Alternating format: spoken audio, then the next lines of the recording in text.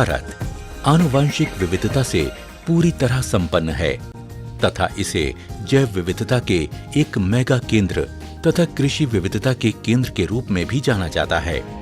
भारत में प्राचीन काल से ही किसानों द्वारा कई स्वदेशी किस्मों तथा स्थानीय प्रजातियों को उगाया जाता रहा है।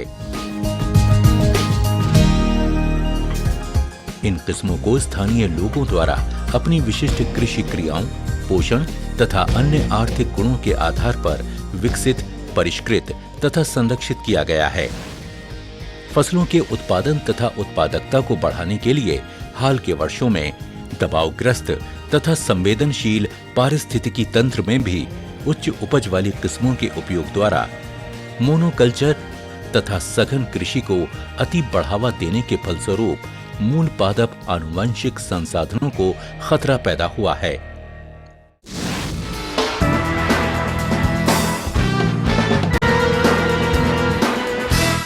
राष्ट्रीय पादप आनुवंशिक संसाधन ब्यूरो यानी NBPGR इन स्थानीय किस्मों के अति महत्वपूर्ण होने के कारण इनके दीर्घकालीन संरक्षण और स्थायी उपयोग के सारे उपाय अपनाने का जोरदार समर्थन करता रहा है।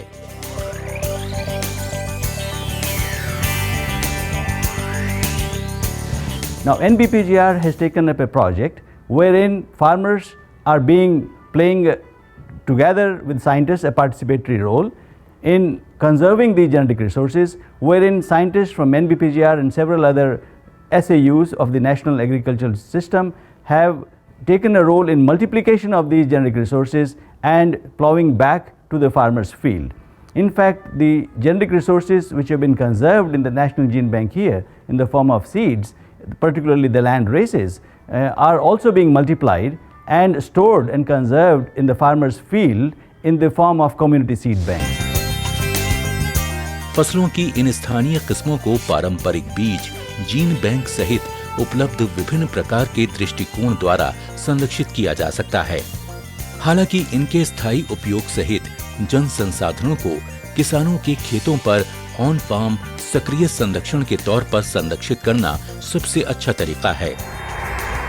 अतः वैश्विक पर्यावरण सुविधा यानी GEF के अंतर्गत वित्त पोषित संवेदनशील पारिस्थितिकी तंत्र में पादप, पशु और मत्स्य आनुवंशिक संसाधनों के समेकन द्वारा आजीविका सुरक्षा के लिए जैव विविधता संरक्षण तथा कृषि सघनीकरण में सामंजस्य नामक उप परियोजना के द्वारा NBPGR ने किसानों की पसंदीदा किस्मों का मूल्य संवर्धन कर छोटे और मझौले किसानों की आजीविका को बढ़ाने पर ध्यान दिया है। ये परियोजना 3 जनजातीय जिलों उदयपुर, आदिलाबाद और चंबा में NBPGR के नेतृत्व में अन्य संस्थानों जैसे कि NBAGR, NBFGR तथा 3 राज्य कृषि विश्वविद्यालय NPUAT उदयपुर, CSKHPKV पालमपुर तथा ANGRAU हैदराबाद के साथ साथ अन्य महत्वपूर्ण स्टेक होल्डर्स APSBDB हैदराबाद तथा सेवा मंदिर उदयपुर द्वारा संचालित किया जा रहा है। सामुदायिक बीज बैंक की संकल्पना द्वारा किसानों को सभी संभावित तरीकों से उत्प्रेरित, शिक्षित और सहायता देकर अच्छी कृषि क्रियाओं तथा स्थानीय किस्मों के गुणवत्ता वाले बीजों की आपूर्ति द्वारा इन देशी प्रजातियों के संरक्षण के उद्देश्य को पूरा किया जा सकता है। इसके अतिरिक्त मूल्य श्रृंखला का विकास, बाजार सहायता प्रणाली तथा इन स्थानीय किस्मों के गुणों में मूल्यवर्धन से इस परियोजना को भारी सहायता मिलेगी तथा किसानों की आय में वृद्धि होगी।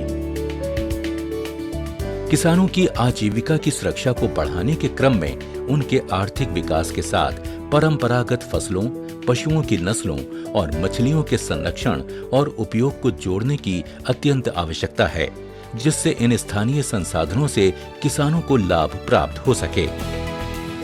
पशु आनुवंशिक संसाधन के लिए वर्तमान स्वदेशी नस्लों के बेहतर जर्म प्लाज्म के उपयोग के माध्यम से स्थानीय पशुओं में आनुवंशिक सुधार करना तथा स्थानीय रूप से उपलब्ध भोजन और चारे के पोषक तत्व में सुधार करके व रोग निरोधी टीकाकरण करके पशुओं का स्वास्थ्य प्रबंधन करना शामिल है।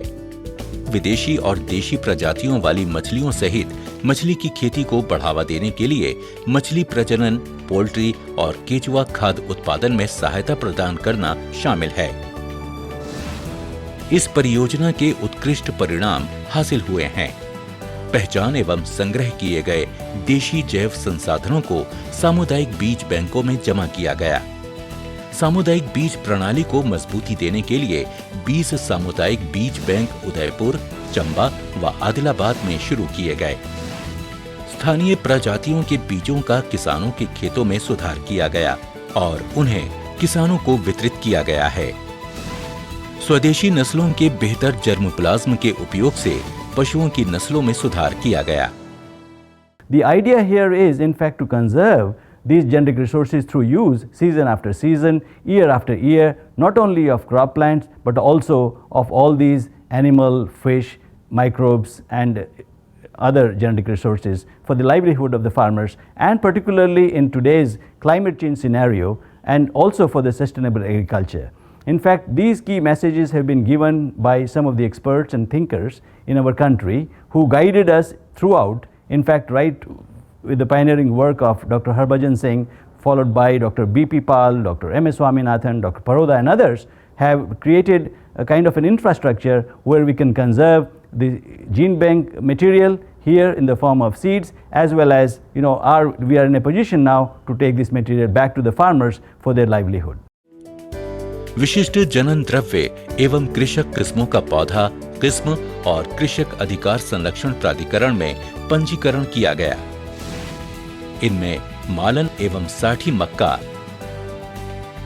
सफेद तुअर, खाकड़िया उड़द उदयपुर से, राजमाश, सुकारा एवं करड़ चावल चंबा से और लोकल अरहर आदिलाबाद से पंजीकृत किए गए।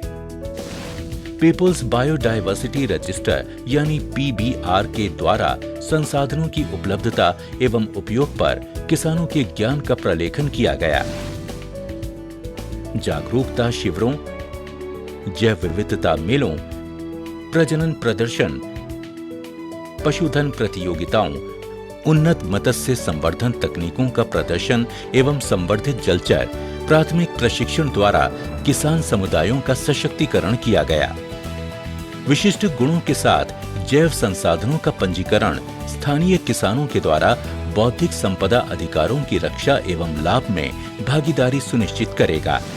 We are proud of this genetic heritage which has been conserved by local people, tribal women and men, rural women and men over many years, and today this genetic diversity has come to our rescue in terms of enabling the country to be the first one in the world to provide legal protection against hunger. In other words, our National Food Security Act, which provides a legal access to food to more than 75 crore of people, would not have been possible but for the fact that our rich genetic diversity was converted by our scientists into varieties, into wealth meaningful to people.